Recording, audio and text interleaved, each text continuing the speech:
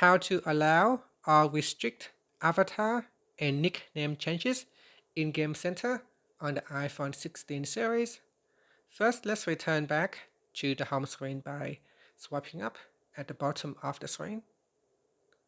Now from the home screen, tap on Settings. Then in the Settings page, we scroll down and tap on Screen Time.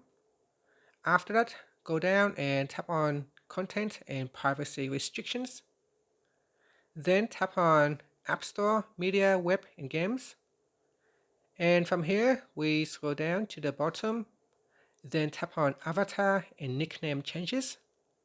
From here, you can choose Allow or Don't Allow to restrict the changes. When asked to enter a screen time passcode, do so. And then you can choose Allow or Don't Allow. After that, tap on the back key or swipe up to return back to the home screen. Thank you for watching this video. Please like and subscribe to my channel for more videos.